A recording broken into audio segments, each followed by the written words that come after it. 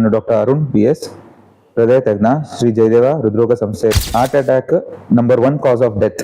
ಹೃದಯಘಾತ common ಆಗಿ ಆಗುವಂಥದ್ದು ಕೆಲವೊಂದು ರಿಸ್ಕ್ ಫ್ಯಾಕ್ಟರ್ಸ್ ಅಂತ ಇರುತ್ತೆ. ಆ ರೀತಿ ಇದ್ದವ್ರಿಗೆ ಆಗುವಂಥ ಚಾನ್ಸಸ್ ಜಾಸ್ತಿ.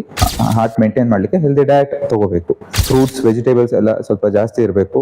ಈ ಜಂಕ್ ಫುಡ್ ಅಂತ ಏನು ಹೇಳ್ತೀವಿ, ಬೇಕರಿ ಐಟಮ್ಸ್, ಇದನ್ನೆಲ್ಲ ಸ್ವಲ್ಪ ಅವಾಯ್ಡ್ ಮಾಡಬೇಕು. ತುಂಬಾ ಹೆವಿ ಫಿಸಿಕಲ್ ಆಕ್ಟಿವಿಟಿ ಕೂಡ ಹಾರ್ಟಿಗೆ ಒಳ್ಳೇದಲ್ಲ. ಮೆಂಟಲ್ ಸ್ಟ್ರೆಸ್ ಅದು ತುಂಬಾ ಇಂಪಾರ್ಟೆಂಟ್. ಹಾರ್ಟ್ ಅಟ್ಯಾಕ್ ಆಗಲಿಕ್ಕೆ ಇಂಪಾರ್ಟೆಂಟ್ ರಿಸ್ಕ್ ಫ್ಯಾಕ್ಟರ್.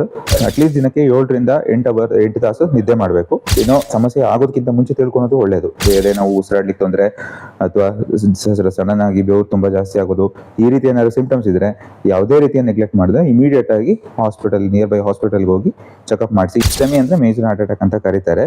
ಸೊ ಎರಡು ಮೇಜರ್ ಹಾರ್ಟ್ ಅಟ್ಯಾಕ್ ತರಾನೇ ಆಗಿದೆ. ಅಡ್ಮಿಟ್ ಆಗಿ ಅಂದ್ರೆ ಅವ್ರು ಗಾಬರಿ ಆಗಬಾರ್ದು. ಏನ್ ಹೇಳ್ತಾರೆ ಡಾಕ್ಟರ್, ಅದು ಅಡ್ವೈಸ್ ಫಾಲೋ ಮಾಡಿ ಅಡ್ಮಿಟ್ ಆಗಿ ಟ್ರೀಟ್ಮೆಂಟ್ ತಗೊಂಡ್ರೆ ಸಾಕು. ಇದೇನೋ ಮೇಜರ್ ಸರ್ಜರಿ ಇದು ಮಾಡುವಾಗ ಏನೋ ಹೆಚ್ಚು ಕಮ್ಮಿ ಆಗುತ್ತೇನೋ ಅಂತ ತುಂಬಾ ಅದ್ರ ಬಗ್ಗೆ ಭಯ ಬೇಡ. ಒಂದು ಸ್ಮೋಕಿಂಗ್ ಮತ್ತೆ ಇವಾಗಿನ ಲೈಫ್ ಸ್ಟೈಲ್. ಇತ್ತೀಚೆಗೆ ಕೋವಿಡ್ ಆದ್ಮೇಲೆ ಸ್ವಲ್ಪ ಹಾರ್ಟ್ ಅಟ್ಯಾಕ್ ರೇಟ್ಗಳು ಜಾಸ್ತಿ ಆಗಿರೋದು ನೋಡ್ತಾ ಇದ್ದೀವಿ. ಅದು mainly because of Covid infection. ಅದು ವ್ಯಾಕ್ಸಿನ್ ರಿಲೇಟೆಡ್ ಅನ್ನೋದಂತೂ ಎಲ್ಲೂ ಏನಷ್ಟು ಪ್ರೂವ್ ಆಗಿಲ್ಲ. ಹಾರ್ಟ್ ಅಟ್ಯಾಕ್ ಯಾವತ್ತು ಒಂದೇ ದಿನದಲ್ಲಿ ಆಗುವಂತ ಪ್ರೋಸೆಸ್ ಅಲ್ಲ. ನಡೆದ್ರೆ ಏನೇನೋ ಬರ್ತಾ ಇದೆ, ಮೆಟ್ಲು ಹತ್ತಿದ್ರೆ ಏನೇನೋ ಬರ್ತಾ ಇದೆ ಅಂತ ಇದ್ರೆ that is a important sign. ಆ ತರ ಸಿಂಪ್ಟಮ್ಸ್ ಇದ್ದವರು ಇಮಿಡಿಯೇಟ್ ಆಗಿ ಹಾಸ್ಪಿಟಲ್ಗೆ ರಿಪೋರ್ಟ್ ಮಾಡಿ ಡಾಕ್ಟರ್ಸ್ಗೆ ತೋರಿಸಿ ಅದಕ್ಕೆ ಸಂಬಂಧಪಟ್ಟಂತ ಚಿಕಿತ್ಸೆಯನ್ನ ತಗೋಬೇಕು.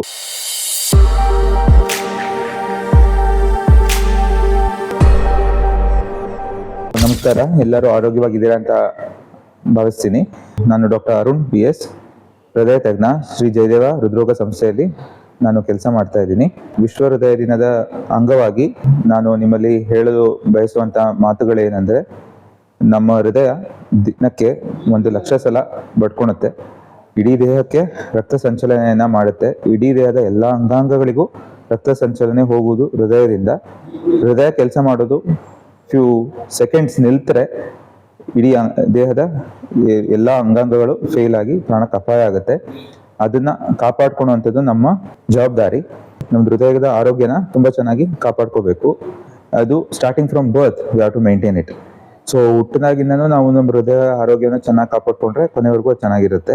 ಬಟ್ ಮೇನ್ ಇವಾಗ ಬರ್ತಾ ಇರುವಂತ major problem, heart related problem ಅಂತ ಅಂದ್ರೆ ಹೃದಯಘಾತ. Heart attack number 1 cause of death. ಹೃದಯಘಾತದ ಬಗ್ಗೆ ಎಲ್ಲರಿಗೂ ತುಂಬಾ ಭಯ ಇರುತ್ತೆ. ಅದಕ್ಕೆ ಯಾವ ರೀತಿಯಲ್ಲಿ ನಾವು ಹೃದಯಘಾತ ತಡೆಗಟ್ಟಲಿಕ್ಕೆ ಯಾವ ರೀತಿಯಲ್ಲಿ ಕ್ರಮ ಕೈಗೊಳ್ಬೇಕು ಅನ್ನೋದ್ರ ಬಗ್ಗೆ ಒಂದೆರಡು ಮಾತು ಹೇಳಲು ಇಷ್ಟಪಡ್ತೇನೆ. ಒಂದು ಏನು ಹೇಳಿದ್ರೆ, ಹೃದಯಘಾತ ಕಾಮನ್ ಆಗಿ ಆಗುವಂಥದ್ದು ಕೆಲವೊಂದು ರಿಸ್ಕ್ ಫ್ಯಾಕ್ಟರ್ಸ್ ಅಂತ ಇರುತ್ತೆ. ಆ ರೀತಿ ಇದ್ದವ್ರಿಗೆ ಆಗುವಂಥ ಚಾನ್ಸಸ್ ಜಾಸ್ತಿ. ಸೊ ಲೈಕ್ ಮಧುಮೇಹ ಇರ್ಬೋದು, ರಕ್ತದೊತ್ತಡ ಇರ್ಬೋದು, ದೆನ್ ಬಿಡಿ ಸಿಗರೇಟ್ ಸೇರೋದ್ರಿಂದ ಇರ್ಬೋದು, ತಂಬಾಕು ಕನ್ಸಪ್ಷನ್ ಮಾಡೋದ್ರಿಂದ ಇರ್ಬೋದು, ಲ್ಯಾಕ್ ಆಫ್ ಫಿಸಿಕಲ್ ಆಕ್ಟಿವಿಟಿ, ಏನು ವ್ಯಾಯಾಮ ಏನು ಮಾಡದಲ್ಲೇ ಇರುವಂಥದ್ದು. ಇನ್ನೊಂದು ಏನಂದ್ರೆ ಮೆಂಟಲ್ ಸ್ಟ್ರೆಸ್ ಇಂದ ಇರ್ಬೋದು, ಮತ್ತೆ ನಮ್ಮ ಆಹಾರ ಪದಾರ್ಥ ಸರಿಯಾಗಿ ತಗೊಂಡಲ್ಲೇ ಇರುವಂತ ಆಹಾರ ಪದ್ಧತಿಯಿಂದ ಕೂಡ ಹೃದಯಘಾತ ಆಗುವಂತ ರಿಸ್ಕ್ ಇರ್ತದೆ. ಸೊ ಹೃದಯಘಾತ ಯಾವತ್ತಿಗೂ ಕೂಡ ಸಡನ್ ಆಗಿ ಒಂದೇ ದಿನ ಆಗುವಂತ ಪ್ರಾಬ್ಲಮ್ ಅಲ್ಲ. ಅದು ಕ್ರಮೇಣವಾಗಿ ಅನೇಕ ದಿನಗಳ ಕಾಲ ಹಾರ್ಟಿನ ರಕ್ತನಾಳದಲ್ಲಿ ಕೊಲೆಸ್ಟ್ರಾಲ್ ಮತ್ತೆ ಅಂತ ಕೊಬ್ಬಿನಾಂಶ ಕುತ್ಕೊಂಡು ಬ್ಲಾಕೇಜ್ ಡೆವಲಪ್ ಆಗಿ ಅದು ರಪ್ಚರ್ ಆಗಿ ಅದ್ರ ಮೇಲೆ ರಕ್ತ ಹೆಪ್ಪುಗಟ್ಟಿ ಆಗುವಂತ ಸಮಸ್ಯೆ.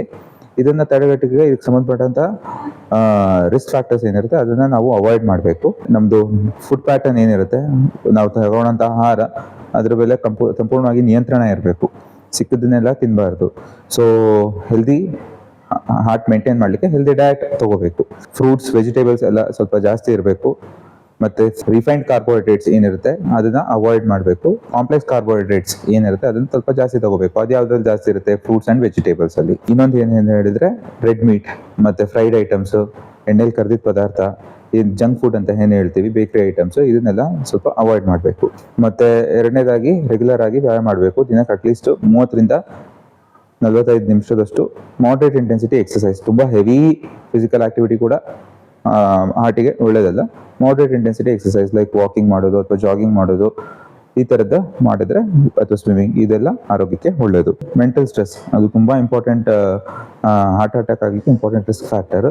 ಅದನ್ನ ಸ್ವಲ್ಪ ಅವಾಯ್ಡ್ ಮಾಡಬೇಕು. ಮೆಂಟಲ್ ಸ್ಟ್ರೆಸ್ ಅವಾಯ್ಡ್ ಮಾಡೋದಕ್ಕೆ ಸ್ವಲ್ಪ ವ್ಯಾಯಾಮ ಮಾಡೋದ್ರಿಂದ, ಯೋಗ, ಮೆಡಿಟೇಷನ್ ಮಾಡೋದ್ರಿಂದ ಮೆಂಟಲ್ ಸ್ಟ್ರೆಸ್ ಕೂಡ ಕಮ್ಮಿ ಆಗ್ತದೆ. ನಮ್ದು ಯಾವುದೇ ರೀತಿಯ ಬ್ಯಾಡ್ ಹ್ಯಾಬಿಟ್ಸ್ ಇರಬಾರ್ದು. ಅಂದ್ರೆ ಬೀಡಿ, ಸಿಗರೇಟ್ ಸೇದೋದು, ತಂಬಾಕು, ಮದ್ಯಪಾನ ಇದನ್ನೆಲ್ಲ ಅವಾಯ್ಡ್ ಮಾಡಬೇಕು. ನಿದ್ದೆ ಅಟ್ಲೀಸ್ಟ್ ದಿನಕ್ಕೆ 7 ತಾಸು ನಿದ್ದೆ ಮಾಡಬೇಕು.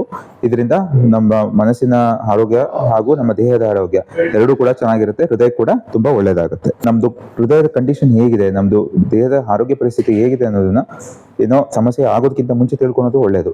ಅಂದ್ರೆ what call preventive health checkup.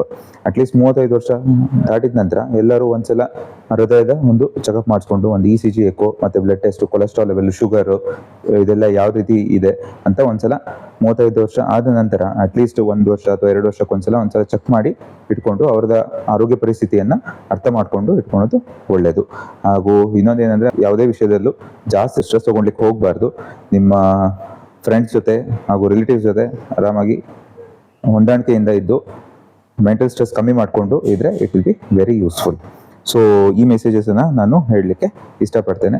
ಮತ್ತೆ ಹಾರ್ಟ್ ಅಟ್ಯಾಕಿಗೆ ಸಂಬಂಧಪಟ್ಟಂತ ಸಿಂಪ್ಟಮ್ಸ್ ಎಲ್ಲ ನಿಮಗೆ ಗೊತ್ತಿರ್ಬೋದು. ಎದೆ ನೋವು, ಉಸಿರಾಡ್ಲಿಕ್ಕೆ ತೊಂದರೆ, ಅಥವಾ ಸಡನ್ ಆಗಿ ಬೆವರು ತುಂಬಾ ಜಾಸ್ತಿ ಆಗೋದು, ಈ ರೀತಿ ಏನಾದ್ರು ಸಿಂಪ್ಟಮ್ಸ್ ಇದ್ರೆ ಯಾವುದೇ ರೀತಿಯ ನೆಗ್ಲೆಕ್ಟ್ ಮಾಡಿದ್ರೆ ಇಮಿಡಿಯೇಟ್ ಆಗಿ ನಿಯರ್ ಬೈ ಹಾಸ್ಪಿಟಲ್ಗೆ ಹೋಗಿ ಚೆಕಪ್ ಮಾಡಿಸಿ, ECG ಮತ್ತೆ ಎಕೋ ಮತ್ತೆ ಬ್ಲಡ್ ಟೆಸ್ಟ್ ಬರುತ್ತೆ, ಇದನ್ನೆಲ್ಲ ಮಾಡಿ ಪತ್ತೆ ಹಚ್ಚಿ ಇಮಿಡಿಯೇಟ್ ಆಗಿ ಸರಿಯಾಗಿ ಟ್ರೀಟ್ಮೆಂಟ್ ತಗೋಬೇಕು. ಹಾರ್ಟ್ ಅಟ್ಯಾಕ್ ಅಂದ್ರೆ ಮೇನ್ಲಿ 2 ಹೇಳ್ತೀವಿ. ಒಂದು ಎನ್ಸ್ಟೆಮಿ ಅಂಡ್ ಸ್ಟೆಮಿ ಅಂತ. ಎನ್ಸ್ಟೆಮಿ ಅನ್ನೋದನ್ನ ಯೂಶಲಿ ಮೈನರ್ ಹಾರ್ಟ್ ಅಟ್ಯಾಕ್ ಅಂತ ಕರೀತಾರೆ. ಸ್ಟೆಮಿ ಅಂದ್ರೆ ಮೇಜರ್ ಹಾರ್ಟ್ ಅಟ್ಯಾಕ್ ಅಂತ ಕರೀತಾರೆ. ಸೊ ಎರಡು ಮೇಜರ್ ಹಾರ್ಟ್ ಅಟ್ಯಾಕ್ ತರಾನೇ ಎರಡು ಕೂಡ ಅಡ್ಮಿಟ್ ಮಾಡಿ ಟ್ರೀಟ್ಮೆಂಟ್ ಮಾಡಬೇಕು. ಸೊ ಯಾವಾಗಲೂ ಯಾರೋ ಪೇಷಂಟ್ಸ್ಗೆ ಹಾರ್ಟ್ ಅಟ್ಯಾಕ್ ಆಗಿದೆ ಅಡ್ಮಿಟ್ ಆಗಿ ಅಂದ್ರೆ ಅವ್ರು ಗಾಬರಿ ಆಗಬಾರ್ದು. ಏನ್ ಹೇಳ್ತಾರೆ ಡಾಕ್ಟರ್, ಅದು ಅಡ್ವೈಸ್ ಫಾಲೋ ಮಾಡಿ ಅಡ್ಮಿಟ್ ಆಗಿ ಟ್ರೀಟ್ಮೆಂಟ್ ತಗೊಂಡ್ರೆ ಸಾಕು. ಒಂದೊಂದ್ಸಲ ಅಡ್ಮಿಟ್ ಅವಶ್ಯಕತೆ ಇದ್ರೆ ಆಂಜಿಯೋಗ್ರಾಮ್, ಆಂಜಿಯೋಪ್ಲಾಸ್ಟಿ ಕೂಡ ಮಾಡಬೇಕಾಗುತ್ತೆ. ಇವೆಲ್ಲ with advance technology they are relatively safe procedure. 1 to 2% risk ಇರುತ್ತೆ. ಇದೇನೋ ಮೇಜರ್ ಸರ್ಜರಿ ಇದು ಮಾಡುವಾಗ ಏನೋ ಹೆಚ್ಚು ಕಮ್ಮಿ ಆಗುತ್ತೇನೋ ಅಂತ ತುಂಬಾ ಅದ್ರ ಬಗ್ಗೆ ಭಯ ಬೇಡ. ಬಟ್ 1 or 2% ರಿಸ್ಕ್ ಇರುತ್ತೆ. ಈ ರಿಸ್ಕ್ ಅರ್ಥ ಮಾಡ್ಕೊಂಡು ಆ ರೀತಿ ಪ್ರೊಸೀಜರ್ಸ್ ಮಾಡ್ಕೊಳ್ಲಿಕ್ಕೆ ಅವ್ರು ತಯಾರಿದ್ರೆ ಈ ಪ್ರೊಸೀಜರ್ಸ್ ಅನ್ನ ಮಾಡಿಸ್ಕೊಳ್ಳೋದು ಒಳ್ಳೇದು. ಡಾಕ್ಟರ್ಸ್ ಅಡ್ವೈಸ್ ಮಾಡ್ತಾರೆ. ಅಂದ್ರೆ ಎಲ್ಲರಿಗೂ ಮಾಡ್ಲಿಕ್ಕೆ ಹೋಗೋದಿಲ್ಲ. ಯಾರಿಗೆ ಅವಶ್ಯಕತೆ ಇದೆ ಅಂತವ್ರಿಗೆ ಡಾಕ್ಟರ್ ನೋಡಿ ಅಡ್ವೈಸ್ ಮಾಡ್ತಾರೆ. ಅಂತ ಪೇಷಂಟ್ಸ್ ಆಂಜಿಯೋಗ್ರಾಮ್, ಆಂಜಿಯೋಪ್ಲಾಸ್ಟಿ ಮಾಡಿಸ್ಕೊಳ್ಳೋದು ಒಳ್ಳೇದು. ಯಂಗ್ ಏಜ್ ಅಲ್ಲಿ ಹಾರ್ಟ್ ಅಟ್ಯಾಕ್ ಆಗೋದನ್ನ ನೋಡ್ತಾ ಇದೀವಿ. ಇದು ಮೇನ್ಲಿ ಆಗ್ತಾ ಇರುವಂತದ್ದು ಯಾವ ಕಾರಣದಿಂದ ಅಂತಂದ್ರೆ, ಒಂದು ಸ್ಮೋಕಿಂಗ್ ಮತ್ತೆ ಇವಾಗಿನ ಲೈಫ್ ಸ್ಟೈಲ್. ಇತ್ತೀಚೆಗೆ ಕೋವಿಡ್ ಆದ್ಮೇಲೆ ಸ್ವಲ್ಪ ಹಾರ್ಟ್ ಅಟ್ಯಾಕ್ ರೇಟ್ಗಳು ಜಾಸ್ತಿ ಆಗಿರೋದು ನೋಡ್ತಾ ಇದೀವಿ. ಅದು mainly because of Covid infection. ಅದು ವ್ಯಾಕ್ಸಿನ್ ರಿಲೇಟೆಡ್ ಅನ್ನೋದಂತೂ ಎಲ್ಲೂ ಏನಷ್ಟು ಪ್ರೂವ್ ಆಗಿಲ್ಲ. ಸ್ಟ್ರಾಂಗ್ ಆಗಿ ಎವಿಡೆನ್ಸ್ ಏನು ಸಿಕ್ಕಿಲ್ಲ. ಮೇನ್ಲಿ ಕೋವಿಡ್ ಇನ್ಫೆಕ್ಷನ್ ಇಂದ ಆ ತರ ಆಗ್ತಾ ಇತ್ತು. So we are all living in the we have to come out of it.